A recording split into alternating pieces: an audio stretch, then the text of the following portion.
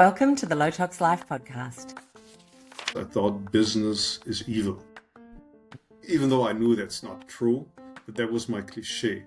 And what you realize is, and that's the work we've done for Dr. Bronner, is that you realize that our joke, we're going to save the world with soap, that's not entirely false, because businesses just have the potential to bring about change where they act, and they can act in different ways.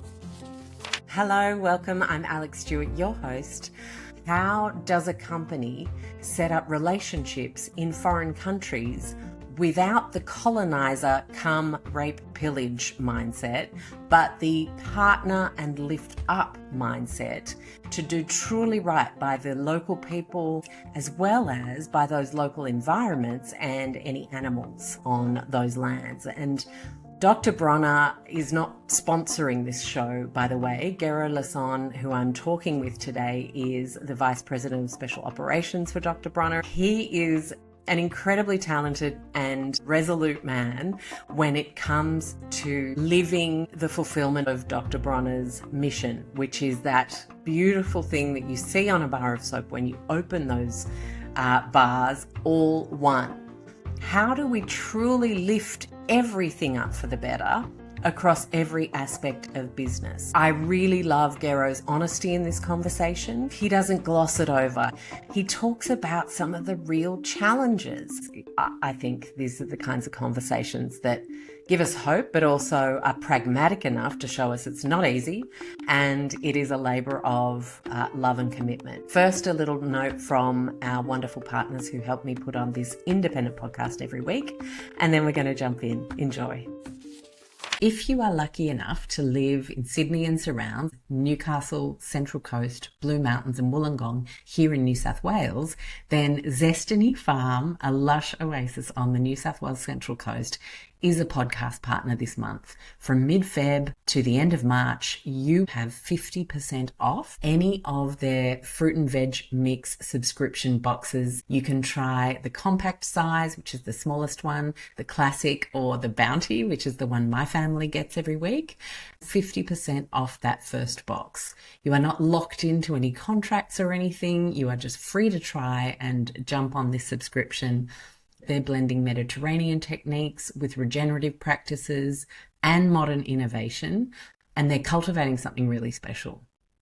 I have the great pleasure of having known the founders of this farm many years through previous businesses that they've had. That they have big goals. The bigger picture of what they're trying to achieve is truly inspiring. So I was absolutely stoked to take my weekly delivery to you guys. You will notice it's not all perfect looking produce.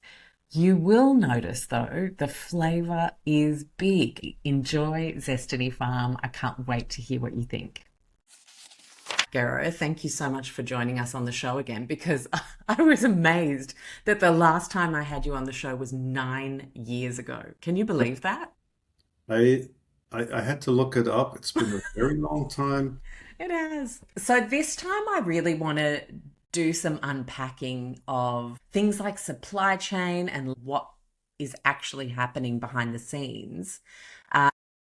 It's about how can we inform or support sales, marketing, PR in getting the crazy things we do on the ground to get this communicated. So there's different audiences, and each of them, they're interested in different stories, and to figure out how to do that. And we have a great new videographer, and she knows how to get complex stories into 10 to 12 seconds. So we've become good friends. They come visiting us at the projects because we're really eager for people to see what we do. To most people, if all it leaves is this taste of, wow, these guys do cool stuff down in the jungle, that's good enough for me. If you have people that actually understand a little better what departure this is from business as usual, that's even nicer. Absolutely. I mean, I think the storytelling of raw material and how it comes to be in a bottle eventually, or in a chocolate bar or whatever, there are horrific stories of those origins, and there are incredibly inspiring stories of those origins, and the contrast is actually incredible to point out as well. Not like we're better than everyone, but we have chosen to not have that be our reality, even though it's easier, even though you could buy things on the open market and not ask too many questions, even though it's probably cheaper for the bottom line. Most people don't know the stuff we do. There's cliches out there, right? And here, this is the country of cliches. Germany a little bit. Here's the worst. America loves black and white, right? No shades of gray allowed. So it's either good or it's bad, but it's not like this. I liked your questions because they showed insight and they force you to think and differentiate a little bit. It's not about all we do is good, but there's challenges because not all farmers are necessarily good. We've had a couple of fraud cases, so you realize to find partners who share your values and are able to actually implement them isn't trivial. This took us only 10 years.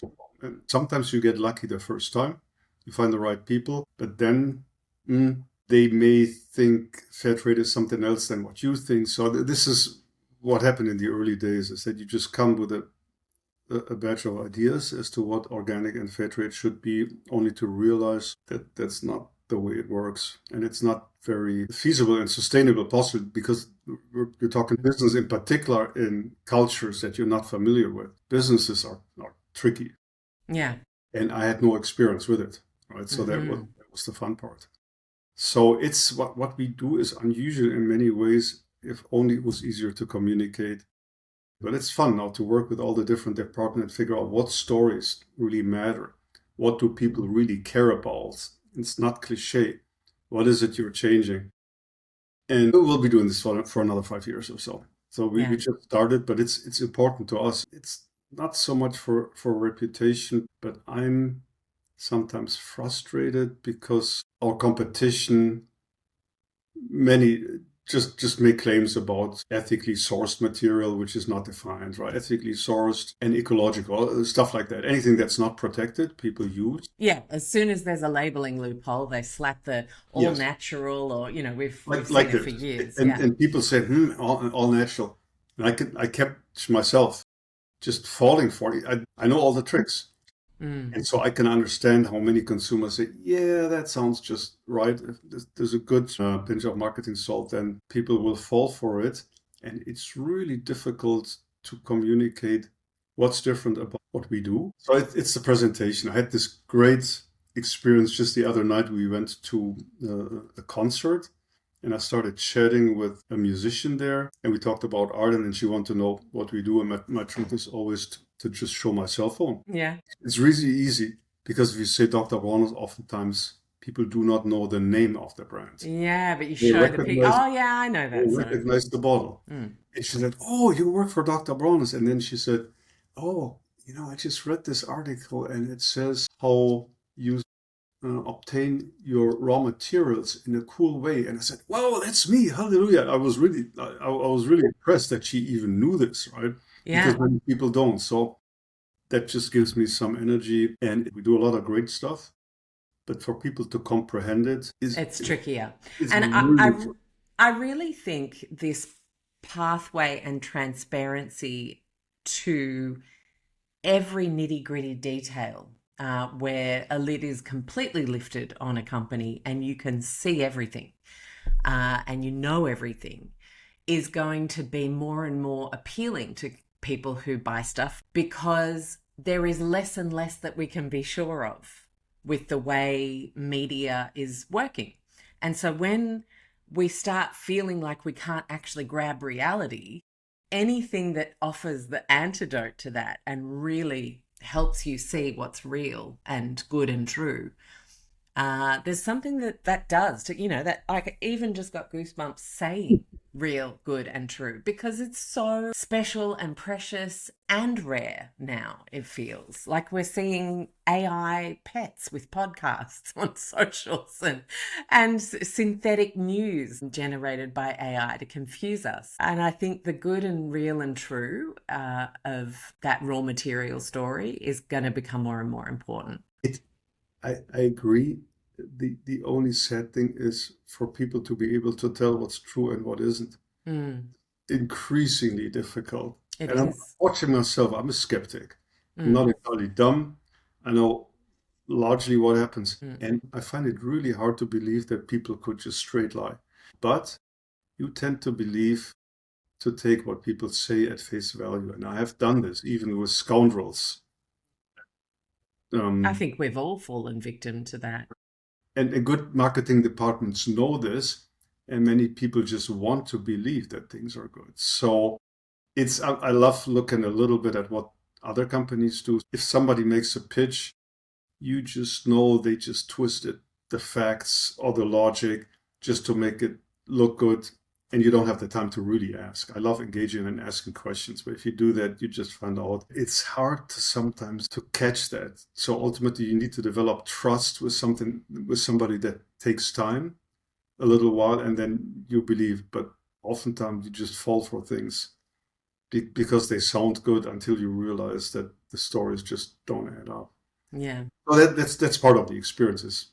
You need to trust people. You it can't is. give up on that, but you can't trust either, right? You have to always Well, be. and you need to also develop a set of skills that allows you to discern what is trustworthy and what is not. Over time in working in this space, what's changed for you around procurement and brokers and moving from those open markets Mhm. into the secret sauce actually being about building direct relationships and fostering local economic growth around the world? Because I feel like that's something you guys do incredibly well.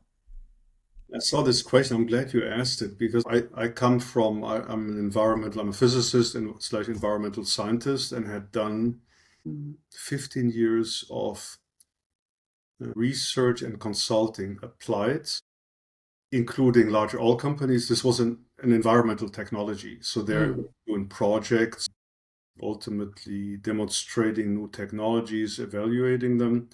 But that was on their environmental side. So I wasn't involved in their operations, definitely not involved in buying something. And then I worked in industrial hemp. This was mm, American friends, but also German friends. So there I watched what they did, but I wasn't involved in the business. It was more R&D. So we looked at what happens if you eat hemp oil. Do you test positive in your urine test for mm. marijuana? Things like this. So this was still R&D, but close to reality.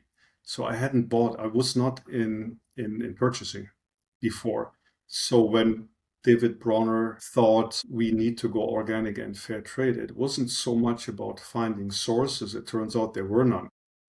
And so he wanted, so that's David for you, right? So he said, no, okay, organic hasn't really worked out. We still have no idea what the conditions on the ground are. And he knew that I was working in Sri Lanka, where coconut oil is made. And he said, Gero, is there fair trade coconut oil? And it turns out there wasn't any, and it didn't exist because there's an international fair trade standard that was developed ultimately for coffee, sugar, tea, for smallholders largely, but there was not anything for everything we needed. We needed coconut oil, palm oil, olive oil, mint oil, and there were no standards. And what timestamp are we talking about here as a year? Mm. 2005, 2006. This is when David said, come on, we have to do this now. And that's what we did. So I didn't come into the supply chain from the purchasing perspective, but from the production perspective. So we actually had to set up projects with agriculture and convert farmers to organic. And then we had to build a factory. So all of this I hadn't done. So it kept us a little busy. But the purchasing was almost an afterthought. Of course, we produced this stuff so Dr. Bronner's would buy it. But I, I didn't real I didn't really deal with the purchasing aspects of it. Rather, I started becoming a salesman because we early realized we have to sell stuff to third-party buyers. You Mhm. cannot just have a single customer that is Dr. Brown. It's fantastic to have him. And without companies like Dr. Bronner's, you're in trouble. You need committed companies that are willing to pay a little more and are willing not to just look at the cost, the profitability, but look at the other attributes. And that was a given with Dr. Bronner's. And then I lucked out and found a couple of other companies. One is a large organic brand in Germany. So that concept of organic and fair trade, that combination spoke to companies. And since we had those, we had the sales we needed, right? And Yeah. I'm not dumb. I understand how companies work, and you need demand and supply and so on and all that isn't that difficult. But to build structures, including hiring people and then converting farms and so on, and that's what I had to do. So I had no perspective on what was done before, I think, which was good Mm. because I was not biased. I knew what Mm. I needed. Oh, this is how I've always done, like you didn't bring any of that kind of thinking to this No, project. none of it. I used to be always really skeptical of businesses, but I had done consulting for businesses and had come to like the freedom you have in private sector to do things if you're committed to it. And Yeah. that's tough to do in government. You just don't have the leeway.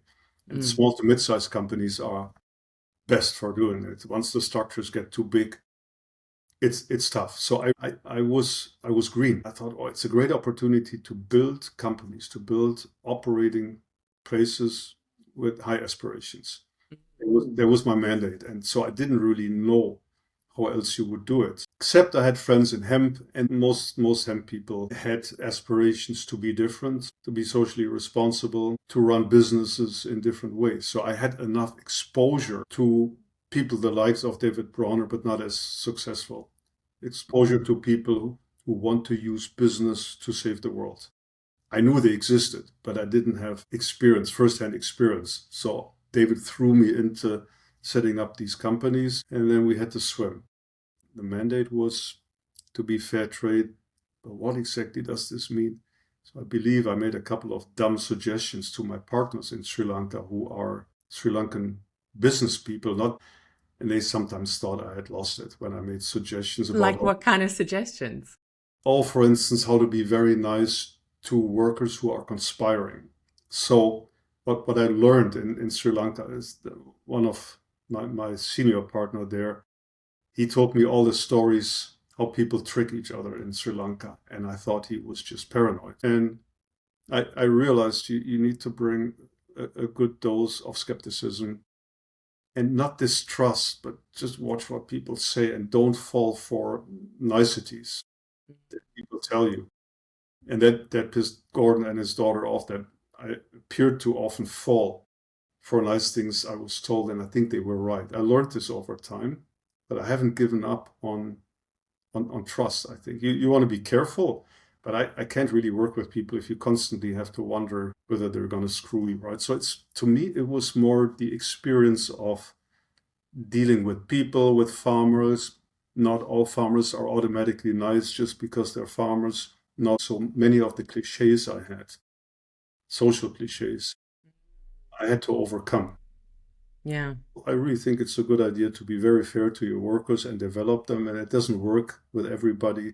But every time I meet somebody on the project who I think can contribute, I'm supportive. Right? If somebody new shows up and think, yeah, that person is great. My German colleagues, they're often a little more skeptical.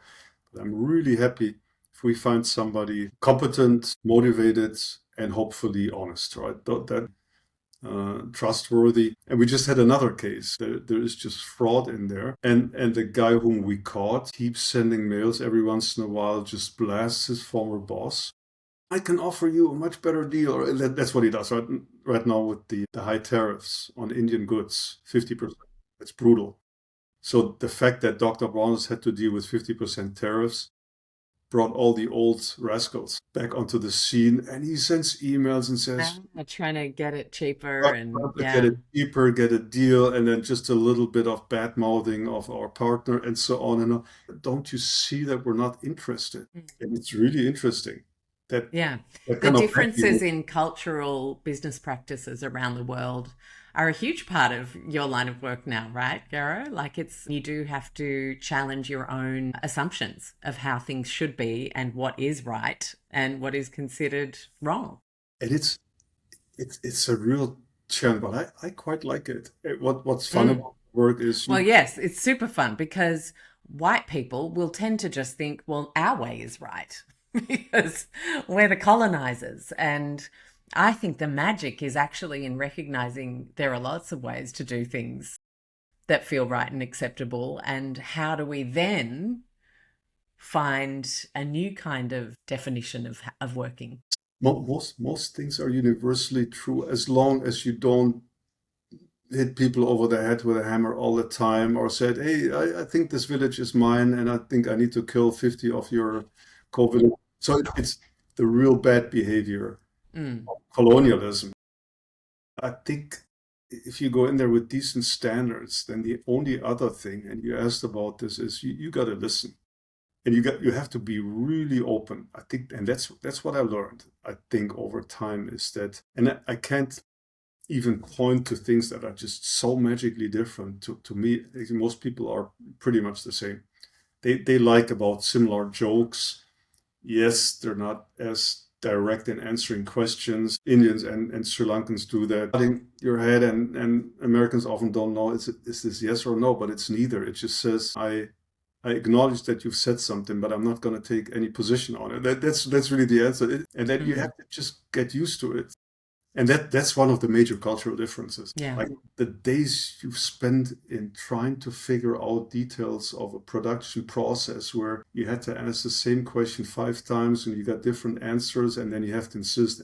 That I like that quite a bit. It's just to ask questions to understand, and you realize they know or they don't. And it's fun to find somebody who actually knows. I can tell all the time whether a person knows what they're responding to. So that's an interesting test. But more importantly, I think you see them in making decisions towards staff where you can't let fraud or extended theft go on forever in a company.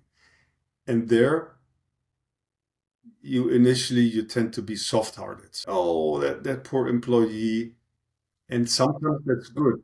Sometimes that's good. So, something I wanted to ask you about actually was a lack of motivation being the most serious threat to business. I've heard you say this. I think maybe I read it in your book, and I am so aligned on that sense of apathy or taskmaster, sit back and wait until someone tells me to do something. It really, for me, is the antidote to good business. And I wondered what you could share about what you've learned that truly motivates people in working with different cultural groups, in deciding perhaps on a vision. Does that really matter to some people, or are they more interested in other things? How have you created motivation on the ground in the different companies? So I had to think about that a little bit. So I'm starting with my own team, right? So we're now 12, pretty mixed. Bunch of Germans, few Americans, Scottish, and I don't really see them much, right? I have no means of enforcing working hours or so. So everybody works at home. And so ultimately people are left to decide how much they really want to work. And if they don't do much, I'll see eventually, but not very fast. But I lose no sleep over it, and nobody keeps timesheets. And I know most of them pretty well. I also know what people do in other jobs, and what we do is highly motivating in that you think you're saving the world, and you do this in very practical ways. And what we do is really fun. You can act, you decide. So there's the guys on the ground. They say, I think we need a Montessori school. This is in Ghana, and we knew education was an issue. And we made this happen. It took only 7 years, and I broke up with my friend, the architect, twice, and you had to get a lot of money to do this. But you just decided this is something that needs to be done, and so you engage in projects that have meaning. And that creates just a real big boost in your adrenaline and motivation. So I think being able to do things with a goal,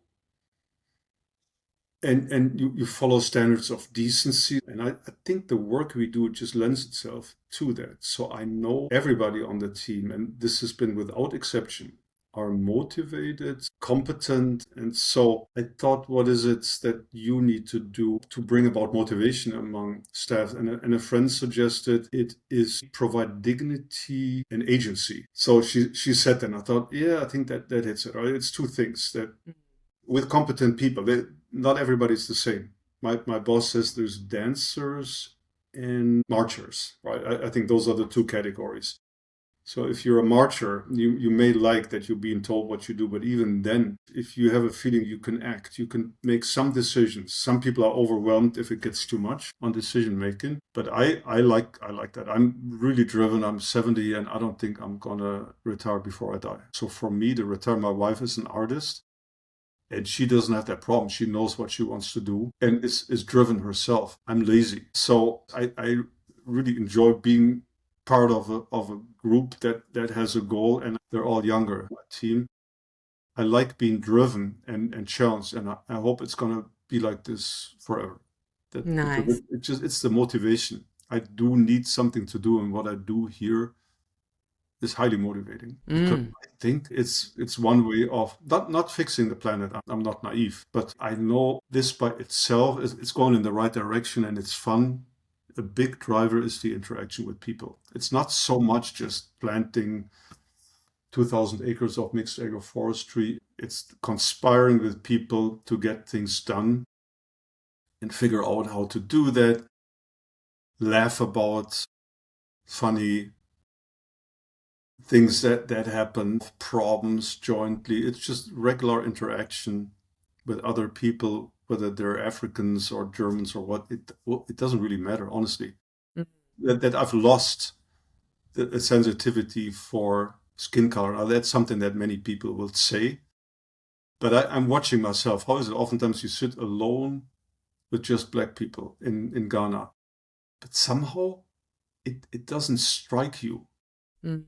that people are black. You lose that relatively fast, that you're surrounded by people that are foreign, the way they look, the way they think. But I like it. You like that you've arrived at a point where that's the lines are blurred now. You're just humans. They are, but we started traveling early on, right? So we drove with car from Germany to Turkey and into Iran and what, right? So early on you realize that there's different people. You glorify it as a kid. You think Mm. it's the coolest, right? It's just fantastic. You must have had this too. You Yeah. travel you travel all over and being foreign, it's really great and exotic. And I still have that, but it's not the main driver. But I always knew people were different, and Mm. it's a cool thing. Even Dutch people are very different than German people, and to realize and accept that we were trained to do this really early on, so that sure helps. That you have an openness for other cultures, and then over time you realize there's shades of gray plenty. There's rascals and there's nice people and so on and on. So the culture doesn't guarantee anything, but to become familiar with it and just enjoy, oftentimes you just sit there over a beer or what, and then you think, oh, can this be real? It's just really fun to sit in these situations and have people that you would have never spent time with back home, but Yeah. it's a lot of fun.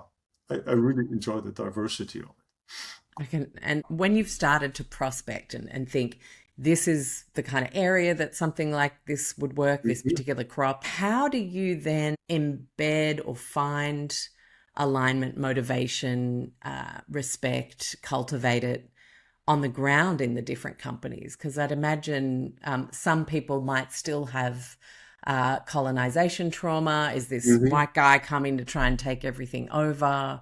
I'd imagine you would need to find ways to make friends fast. Yep. You you do.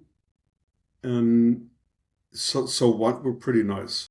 Like I've seen a couple of Brits in Ghana that just followed the old model, is just ordering people around. We don't do that. Mm. You want to behave properly. If somebody doesn't behave themselves, you get pissed. If you find somebody lying consistently, overall, you give people the benefit of a doubt, and you adjust to the style of communication, but that doesn't guarantee. It doesn't guarantee that the relationships are just completely equal. Ultimately, we are the owner, for instance. I'm a director. And then there are, Ghana is a great example. So that project is now 15 years old. And Dr. Bronner is a great customer, reliable, and my team is well liked. But when it comes to getting technical improvements, getting technical work done. One of my teammates is often frustrated about things going too slow.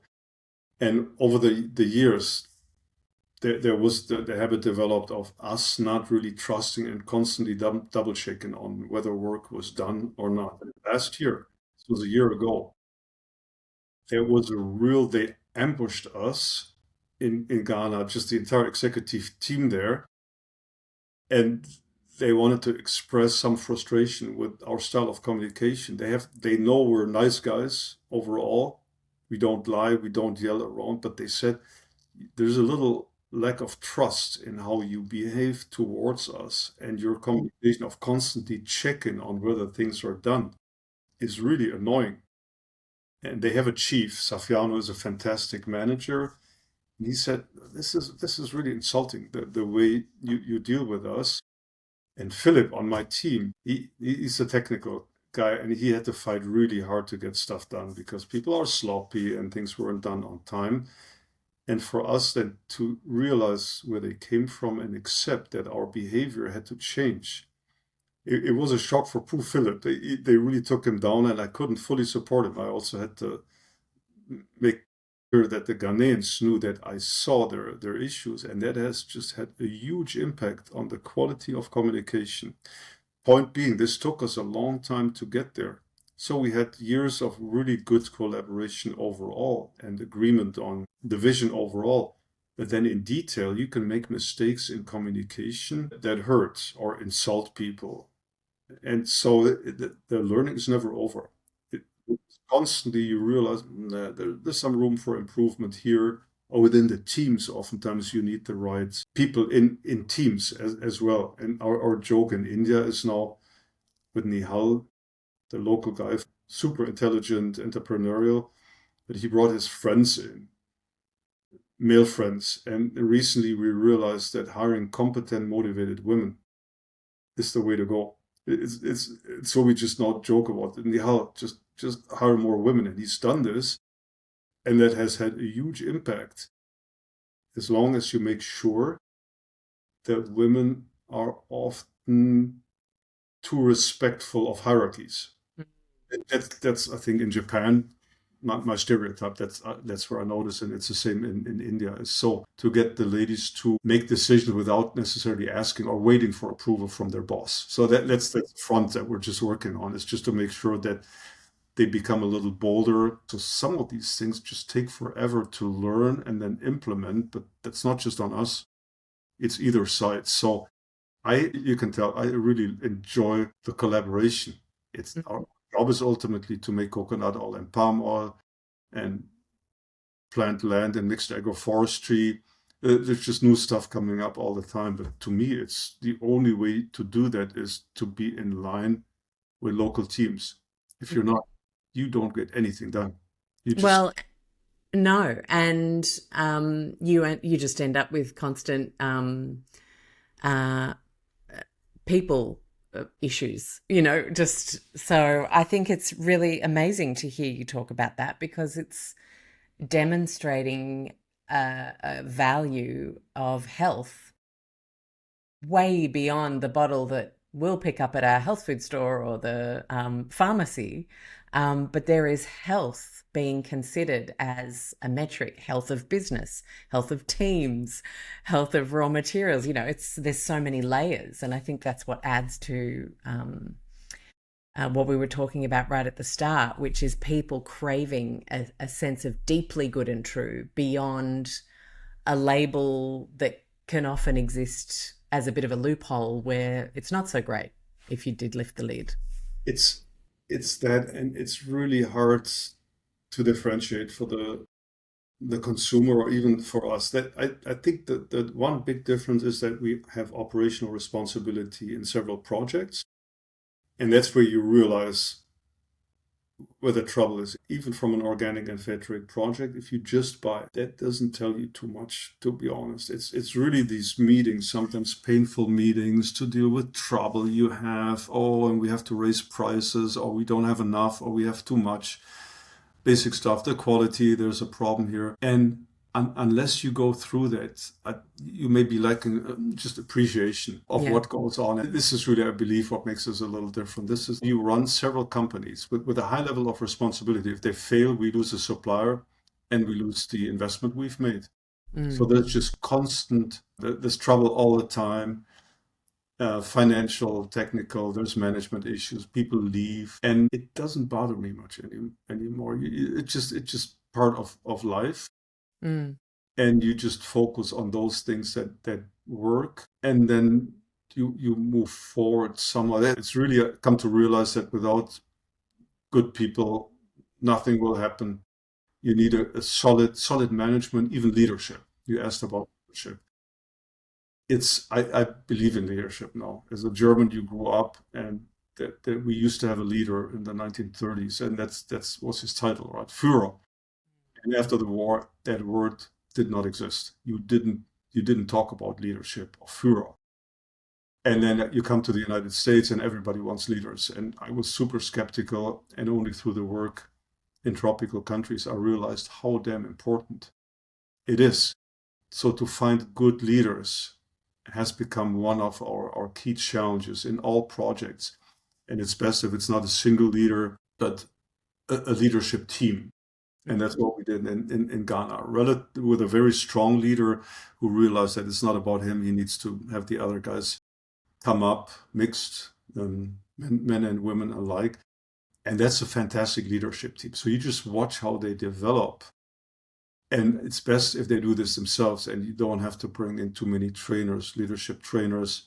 But if people realize themselves where their weaknesses are and where leadership is needed. So for me to realize leadership, to watch it grow under non-standard conditions has been one of these learning experiences, is to watch that develop.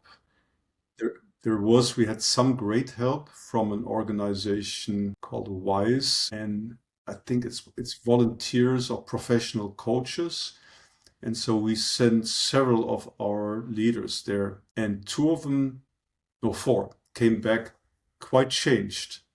And this was about leadership, and they didn't give them any LSD. So, but they had to go into the forest and just think about life. And it was interesting what it did to them. So there's universal truth, I guess, on how you lead. Yeah, and I think the difference of what you're talking about there is that's the opportunity to really create healthy inter-country, inter-regional systems, is to impart, not to dominate, Yeah, right? To yeah, actually give the best of yeah, and implement the best of, yeah. not to own and control with the best of. It's it's a fine line sometimes. You Mm. sometimes have to say, no, let's do it this way. If you bring in your wisdom and experience or so, but do that in a non-dominating way. And it's sometimes tough to stay away from this. Sometimes you become impatient or so. People don't quite get it or so. So it's nice if you have a couple of strong people on the ground Mm. that themselves have ideas as to what they want to do. And that's the ideal situation. That took us a long time to get to have counterparts on the ground that have leadership talent, are open to listen to you, but also have their own ideas and tell you when you're Well, and wrong. have incredible local knowledge as well, I'd imagine, that you wouldn't have. It's exactly that. Oftentimes you just defer to people. In terms of then actually growing stuff, obviously diversification is Mhm. already a theme we've talked about. This extends to crops and processing and social focus. It's sort Yep, of diversification is yep. throughout the model. So I want to ask about things like agroforestry and improving resilience. And has it always been, I'd imagine that's not very linear to implement, especially if people have always just grown one thing to sell one thing. How have you helped people who work with you in the companies on the ground in different regions understand regeneration, where maybe Hmm. they hadn't been operating that way since the commodities markets came in? Yep. Edible Beauty is starting us on a very good footing with 30% off site-wide, and this is for Australia, UK and New Zealand listeners. 3 products from their range. I will never be out of stock of these in my home, and that is the Exotic Goddess Serum, which is a beautiful serum under your day moisturizer for hydration boost and antioxidants to get you protected for the day from whatever it is you might encounter. It's that beautiful added hydration and protection. And then the Super Stem Cell Concentrate. The data that they got from users in the trial group was astounding when it comes to firmness, a general sense of brightness, and green chemistry has come a long way. I would treat that as before your night cream because it works on elasticity, firmness. So we want that being worked on while we're asleep and regenerating. I would absolutely give it a go because it's $100. So 30% off gives you a very tidy price. Of course, they've got a fantastic award-winning sunscreen and a radiant enzyme peel. I could go on. 30% off, code LOTOXLIFE. Thank you, Edible Beauty. I hope you enjoy. OzClimate have been supporting your journey to the healthiest home possible for years. My favourite 2 types of appliances they have are the Winix Air Purifier range and the Dehumidifier range because, of course, moisture can happen to any home at any time. So we always want to make sure we're using climate gauges to assess whether we have too much humidity in our homes. And when it does go over that 60% mark and is staying over 60% persistently, either because it's raining or it's a humid season, all you need to do is know how to use dehumidifiers. This is something I have spent a lot of time educating on, and if you head to the @LOTOXLIFE Instagram, you'll see there's a whole chunk of tiles on the feed with a white background. I did a 10-part series to step you through all the reasons that you need a dehumidifier and how to actually use it, what size you might need, what kind of situation you might need based on different types of floor plans. So I'm starting there because here in Australia, it is a more humid time of the year. So thrilled to have OzClimate supporting our Lotox community, the Australians only, for the whole year of 2026. Use the LOTOXLIFE code at checkout. 10% off your order, even often if things are on sale. Enjoy.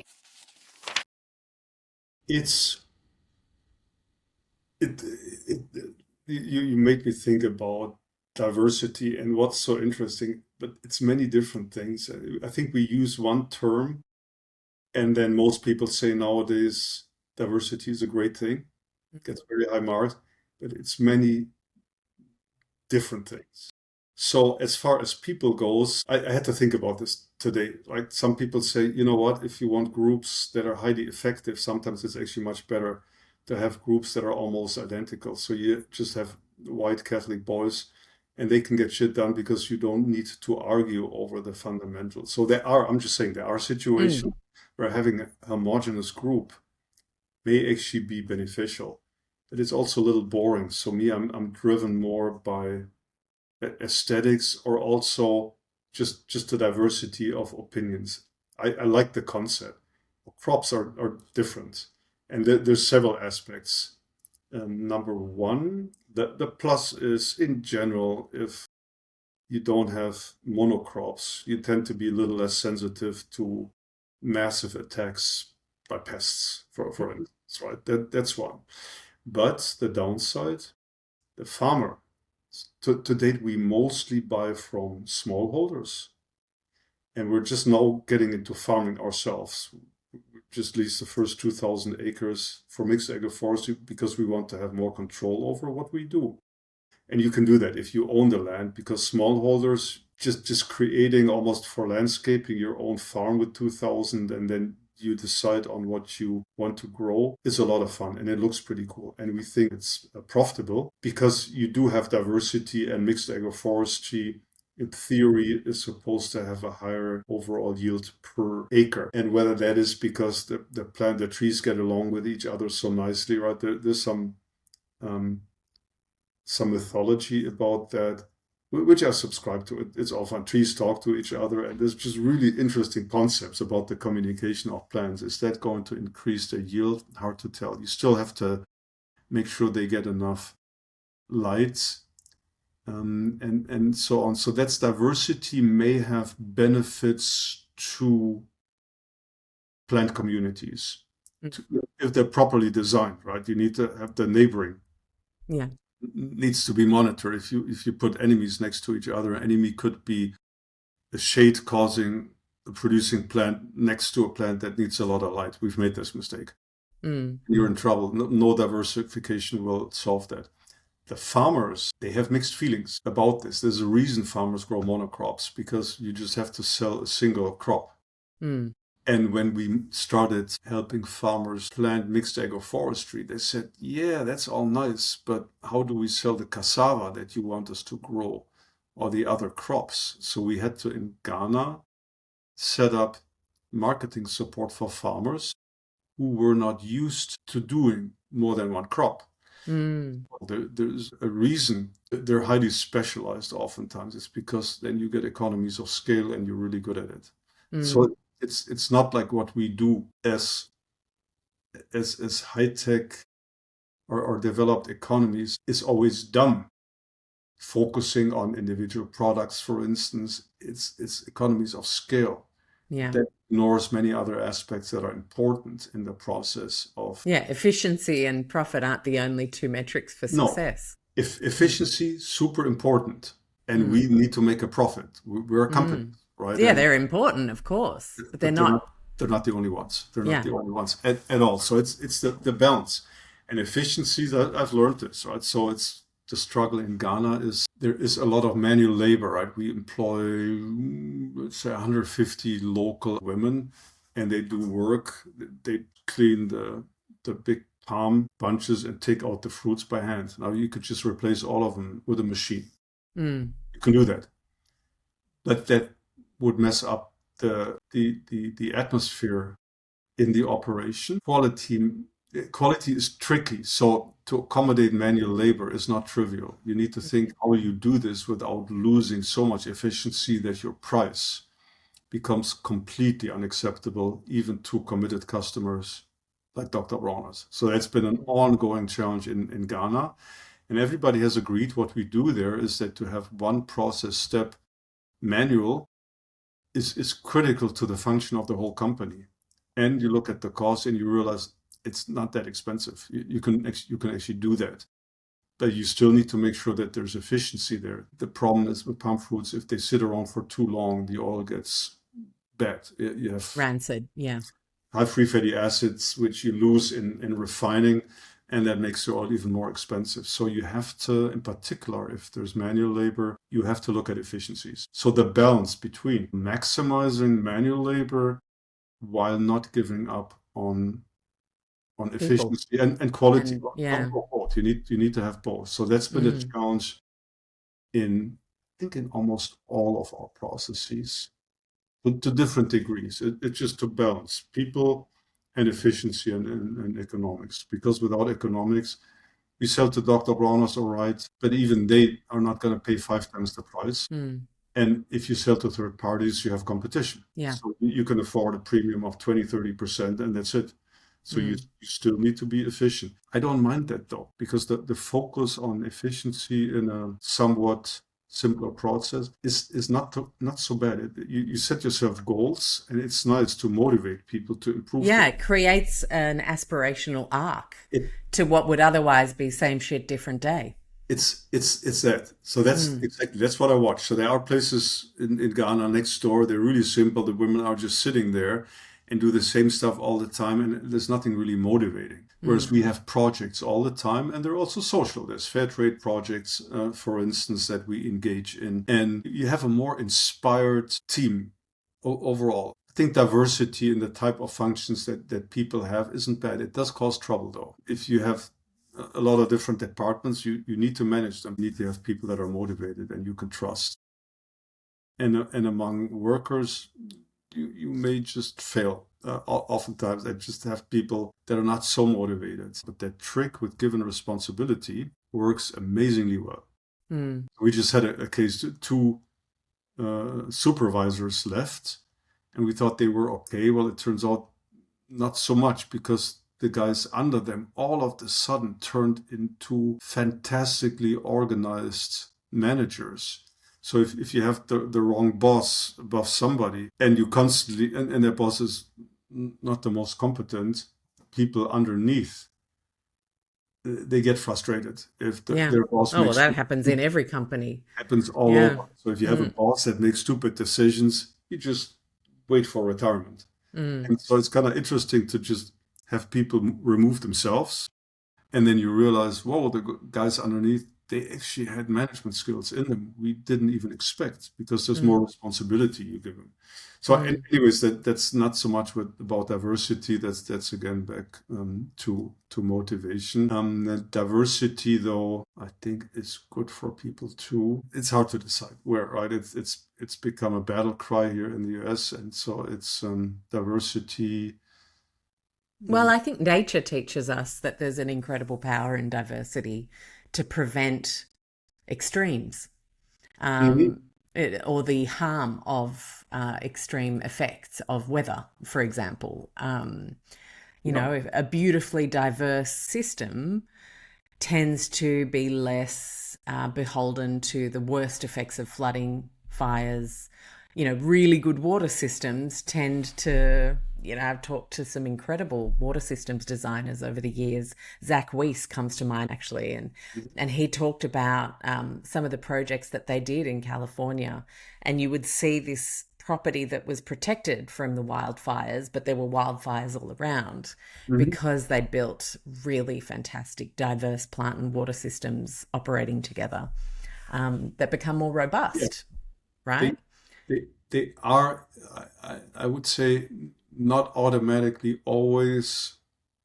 And you made me think, what is it really about the diversity that protects systems? So that in regenerative agriculture, a higher carbon content, a higher biomass content in the soil helps the soil absorb moisture and thus deal with floods, both with Mm, floods and with droughts better. yeah. So you create diversity on the ground, a multitude of plants, you have cover crops. So it's more the diversity in the elements that you allow to grow in your farm, rather than just having trees and nothing in between. Mm, So the diversity does ultimately also facilitate higher carbon content in the soil, which then improves resilience to floods or droughts. It's simplified, but I think it's true. And diversity plays a role. It's diversity in the design, as you just described, for instance, on the water management system. So it's just not relying on just very simple elements and building blocks, but rather a somewhat bigger toolbox, I guess, of things you can do in mm, crops and under crops. And there is an aesthetic element. mm. So we're just applying for There's a richness, right? Yeah. there is a richness, and it looks cool. Mm, So in Sri Lanka, our team there, for the longest time, they thought we were crazy when we started doing mixed agroforestry in Ghana. And then one day they came up in collaboration with the Coconut Research Institute, and the concept was coconut farms, even the smaller ones, are monocultures. They plant on grids. mm-hmm. The real small ones, they have trees, coconut trees, and then a few other crops around it. The bigger ones are usually monocultures. And then we've been promoting intercropping for a long time, but that hasn't picked up so much because it's an extra work for farmers. And again, the question comes up, what do you plant and how do you sell it? Yeah. And just a few years They don't ago, want to waste acres, and you can understand if that's what they've come from. you can. And then Mm, there's the effort and who's going to do it. So we just kicked off a project a few years ago, and it's just a systematic undercropping of coconut monocrops. And you need trees that are older than 15 years. They get pretty tall, and then you have lots of lights mm, underneath. There's no canopy, unlike with oil palm. And there's so much light in between, and it's a waste of that ground.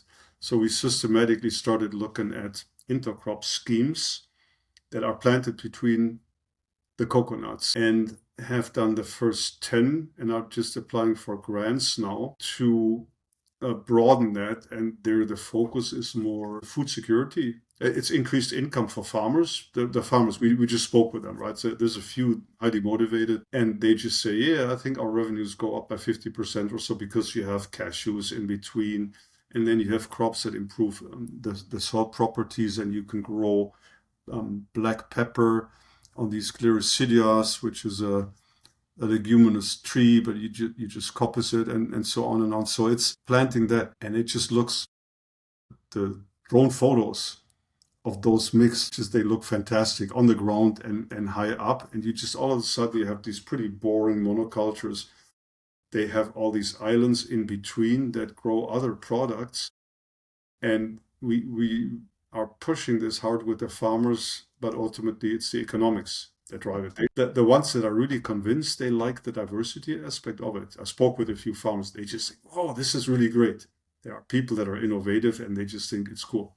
Most farmers will be driven by the fact that they have several crops and increased production of agricultural goods in Sri Lanka, which is a good idea right now. So that's where diversity comes in. It really looks pretty good. Well, and it's a win-win-win, right? Win for the environment, improved soil, improved carbon, improved profits for the local farmers. More resilient business for them means more stable business for you for your raw materials. Yep, exactly. Happier farmers and teams because they feel like, oh, we're growing, we're learning, we're doing cool new stuff. I mean, this is why this kind of stuff really matters, because it's real and good and true. Like, it seeps right through all of what we would understand. That, and doesn't mean it's perfect. Like, I really love that you've shared some of the challenges and intercultural business challenges. And yes, you can have a vision and be idealistic, but then it actually bringing it to life, it's hard work. It's, it's really important to know that. But it's still worth fighting for. And it's more fun. It's a little change. So in a way, we experiment with crazy ideas that are not mainstream yet. So mixed agroforestry is one of them. And much of what we did wasn't really planned. All the locations, they just happened. You just fall into them. Somebody says, oh, have you looked at this country? And then here's a person. And that's how we start. It's serendipity. All the projects have serendi in their name. So it's the serendipity. And then you just... Serendi, what are the other ones? There's Serendi Pole is coconut in Sinhala in Sri Lanka, and then there is Serendi Coco Samoa, and they're all like this. You just commit and you look at can you make it happen, and the problem is you fall in love with the countries. When I go to new countries, I still fall in love. So there is a liking to the culture. You need that. If you're disgusted by local culture, you better not set up a project there. It's not good for your mental health. And so you start, and then you see what comes of it. So that's been really our approach. Much of it is, although the early ones, they're all serendipity. I love that. And Gero, I'm going to ask you a couple of sort of wrap-up questions, I guess. If you look back on 20 years of on-the-ground experience now, is there something that really stands out for you about ethical sourcing that you thought you had a preconceived idea about how it was going to be and how it was going to play out, but you've actually had to completely unlearn? Not completely unlearn. Again, I was pretty green. I just thought the world got to be more fair, right? But we didn't really know what exactly this means, and you don't understand it unless you actually get involved in some sort of business. And that can be agriculture or processing. So I didn't have to unlearn so much. What I did learn is how powerful an engagement by a private sector company can be. So that's the part that I completely underestimated, because I thought business is evil. Even though I knew that's not true. That was my cliche. And what you realize is, and that's the work we've done for Dr. Bronner, is that you realize that we're going to save the world with soap. That's not entirely false, because businesses just have the potential to bring about change where they act. And they can act in different ways. But you're directly interacting with just a whole cross-section of society. And in our case, you have the farmers. You buy something from them. And they grow. And so you develop a relationship. Like, you know farmers. Most projects, they're around 1,000, sometimes two. But you still, I don't personally, I know a few, but the guys who run our project, they know the farmers and there's relationships. And that means something. So they engage with people, they buy something, they give them money for it. Okay. Then there is a couple of hundred workers at the facility, and you have a huge impact. You create their livelihoods and you give them dignity and agency. That's an important thing. And that has, I'd say that has more of an impact than people think. And then it's not just the work, but so sex education for the high school kids, for instance, or you work on water supply. And some of this is just improvement in the conditions of people. But combined, I think it gives people, it inspires and just lifts them up. I mean, those are all cliche words, right? But in Ghana, what I like is that the workers call the company there, Surrender Palm, the listening company. And that's the style of their management. And Wow. it's very uncommon in many developing countries to have a style of management where you actually listen. I would say the same for a lot of the mega corporations in developed countries as well. But it's really nice to watch this there, where in the beginning in Sri Lanka, it was just so damn hierarchical and Yeah. nobody would listen to anything. And sometimes you have to be harsh. Like if somebody, if the staff screws you or backstabs or so, or lies or steals, you have to respond, right? You can't just No, of course. ignore it. But to have people who think this is a pretty cool company given the circumstances and given the kind of work we do, it's a compliment to see that. And you see the fallout from that, when we hand over fair trade projects, whether it's a school improvement or there's the maternity ward or so, there's always a band of the ladies in fruit cleaning and they dance. They do this voluntarily. I know that, right? They love performing and they're proud and they wanted uniforms. They wanted aprons that say Surrender Palm. I would have not been caught dead wearing anything that gives the name. I don't wear Dr. Bronner's t-shirts, right? I really don't like to advertise my employer, but they were wild about this. It's just identity that's being provided. And that makes me a little proud, right? It's nice to see that. Oh, you should be proud.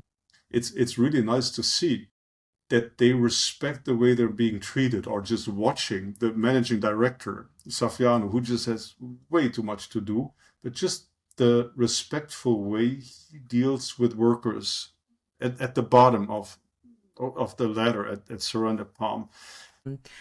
What would you recommend to a business out there who is wanting to walk a path that feels like they really know much more for sure, and can stand behind some of these labels in a more proud way and then be more transparent? What would you say is a great place to start? So we get this question pretty often. So we run a consulting business on the side. It's not a real business, right? We love giving free advice to other companies, just along the ways of what you're saying. We inspire, right? That's part of the propaganda, but it's true. So we have a fan club. We have companies who think it's pretty cool what we do. And just today we spoke with a company that does spices. It's 5-6 years old, and they came early on to just very tasty specialty spices. So their biggest seller is cinnamon, is royal cinnamon from Vietnam. I just learned today. And they early on came and said, Gero, how can we do this? So Ryan and my team, we like talking with other businesses, and our line is these days, don't make it as hard on you as Dr. Bronner's did. Our model was all of our major ingredients need to be organic, fair trade, and now regenerative. We can do that, A, because we have a very committed company, and B, because we don't have so many ingredients, right? We have maybe 8. That's easy. Other people have 50.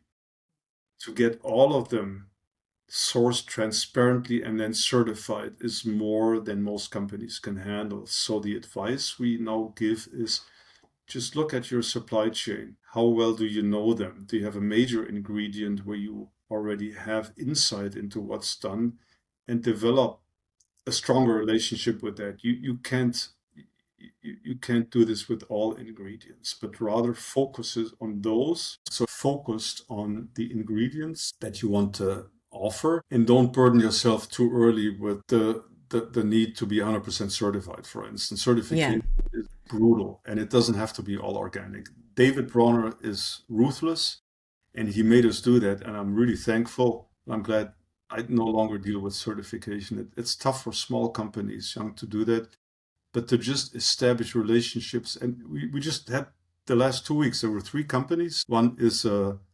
large wholesaler who does private label and wants to launch their own rock line. We love this, right? Because we sell ingredients, right? So we just market stuff that comes from our projects. And so we love talking to people, but we're really clear is that we're not trying to sell them something that they don't need, but rather show them what we do. And then today we spoke with this company that does the spices and buys from the project we have in India. We talked about the fact that they'd rather not be regenerative, that it's more important that stories matter, truthful stories, and then the certification is not as important. So I'd say, it's like icing on the cake, but it's not their main focus. if it's already there, you just take it opportunistically. But I just focus on raw materials where you know the suppliers well and think there's opportunities to get them to come along on your path to something that's more socially equitable, fairer, impact, regenerative is important. And to just look at these attributes and pick those of your ingredients where you think this is even doable. Don't burden yourself with something that is just going to cause you a headache. You don't know this ahead of time. Yeah. It's important to be. But I'd imagine once you start the conversations, it becomes obvious where the low-hanging fruit might be to achieve something. Yeah. And we just did this today, and it was really nice. These guys make fantastic spices, and they promised to send us a box. They sometimes do this, just send us a box. So this is our payment. We either get coffee or we get a box of spices in the mail. But there's people who are interested in our opinion, and we don't sell this. And we also don't get involved if we refer customers to suppliers. We don't get involved in the trade. So even our own projects sell directly to customers. Of course, that benefits Dr. Bronner directly, but we don't work on margins or commissions. We just companies to develop and become more independent. Ultimately, it supports motivation and it makes us money indirectly. And I think that's a good way. And you don't have to constantly look at how do you charge people for what or so. There's room for business for sure, but for us to be advisors to other companies or to projects is cool. It makes you feel wise and a little better, and that's not so bad at our age. And we do hope that we can get more stories across. That's something we're working on actively, because we just talked now for an hour and a half or so, and you ask great questions. Most people don't have the patience to do that. They just want black and white, and that's not easy to do. Yeah, that's not the reality of the world. Nothing's black and white. We got to understand that. Sooner the better. This is black and white country here, unfortunately. So to get our marketing to pick this up, and so that's why we have this collaboration with sales and marketing and PR, just to get the stories and get them out, because they are among the most motivating things. You have to tell them in a way. So storytelling, videos, image, whatever works. Words don't work as well anymore. So it's really well, and the algorithm wants us to be outraged and stand attention and arrested by what we see, right? That's what's rewarded these days. It's really tricky, and we just know how cool it is. And if you have the time to tell somebody and describe what you do, they think, "Wow, this is unbelievable." People do, yes, they do, but to get this across through marketing is tricky. So it's nice to see that Mike and David, they're picking up. And they've been big fans of what we do. They've visited several of the projects, and to them, it's one of the most motivating things. So we've got their full support, right? It's more expensive, but it's one of the stories we do really well. And we'll keep doing it. And so maybe we'll talk again in Another 9 years. in Yeah. another 9 years. Okay, Gero, I have a few very specific questions to wrap up, like Yeah, super quick answers. sure. I want to know whether you're a bar soap or a liquid Castile soap guy. I use liquid Castile, but there's a trick. The Hmm. bottles we have, they're wasteful, right? You just pour them over yourself. But there's Yeah, these foam dispensers, and much more efficient, and you get the foam right away. So I like the liquid soap also for travel. Bar soap is difficult to handle when you travel. It gets wet, and then what are you going to do with it? favorite Dr. Bronner scent. Varies with the season, but when you travel in the tropics, it's peppermint. It's just refreshing. After a hot day out in the field and you're sweaty, nothing beats peppermint, I would say. I would say too. One myth about ethical supply chains that you would love to retire forever. Simple answer. There's not a single issue that causes the trouble and just needs to be fixed and then everything's fine. That's not ethical supply chain. It's the engagement, the time, the effort you make to engage with the community on the ground and then try to find solutions. And there's no single solution. And it goes on until the world dies, right? So it's just constant improvement in collaboration with the local communities is what matters. But it's not about just taking care of one particular ill Yeah. that needs to be done. Is there a most underestimated skill in community-led projects? We're just doing business, but it's led, I'd say, community involved. You need good leadership, community Okay. involved. And I really think able to listen to both sides and knowing roughly what you want, but you don't want to take sides too early. So I think it's listening and balancing both sides. That is a So great it is and a very really important important, skill. it's an important one. Mm. And the last one, a moment in the field that stopped you dead in your tracks. There was one, when we started going into mixed agroforestry, it's designed, right? So Mm. you start from scratch. So you plant on grids, but it's a designed jungle, so to speak. That's one of the approaches. I love that. A designed jungle. And so we started planting and proudly showed to farmers, showed slides. And they said, oh, this looks like intercropping. But we said, no, this is not intercropping. This is just much more sophisticated, the white guy. And then we went to a field where farmers had just replanted oil palm. And then you realized what they were doing on the ground is what we did. So oil palms are spaced 6 to 7 meters, 6 by 6, 7 by 7. And in between, of course, they're not going to waste the space. And what are they planting? They're planting bananas and they're planting cassava and all the stuff that we include too. And then I realized this concept of intercropping isn't the idea of the white man. Everybody in the right does that with their lands. And it looked damn similar. The only thing you had to change is you had to space the oil palms a little wider so there was enough area with light in between where other plants could grow. Cocoa can handle shade a little better. So when I saw this in the field, this was some 8 years ago, I thought that idea is actually widespread. This intercropping, people do this. What we offer is a little more sophisticated and planned, but that also gave our whole team, we just lost the fear that Mm. this was so complicated. The first few years are more difficult. Monocrops are fantastic. You just put stakes in there, boom, boom, boom, boom, boom, and Yeah. then you Inputs, outputs. input, output. It's really Yeah. simple. But Mm.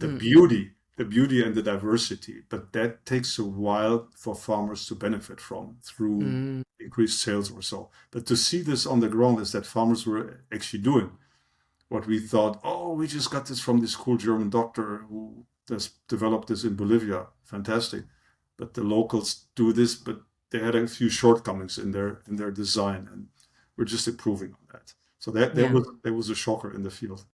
Yeah, nice. Well, it has been wonderful chatting with you. I really appreciate and value this time. And I know our listeners will as well. We wish you all the best with that new 2,000 acre project. Okay. Look forward to seeing how it goes and wish you a great afternoon. Same to you. I think we'll go for a beer now, and I hope you'll have to do a lot of editing. I'm not sure who's going to listen to that rambling, but I hope you get I hope you got something out of it. Leave it with me. We got loads out of it. Thank you so much, Gero. Well, thanks for the questions. This is fun to actually think about. This is good. Doesn't happen too often. Yeah, well, often we're doing rather than working on it or thinking about it, right? It's that. Yeah. Yeah. Cool. Thank you for joining us in listening to this week's show. If you're not already subscribed or following the show on whatever platform you listened, please do that now. It helps enormously in terms of getting this show out to more people.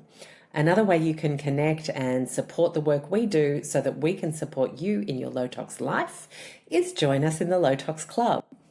You'll get access to amazing member masterclasses where we invite some of our best show guests for a live Q&A with members.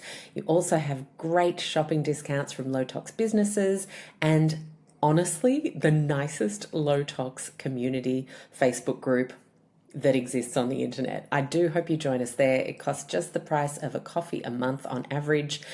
Head to lowtoxlife.com, hit the Explore tab, and Low Tox Club is the first option there. Thank you so much for listening, and we'll see you next week.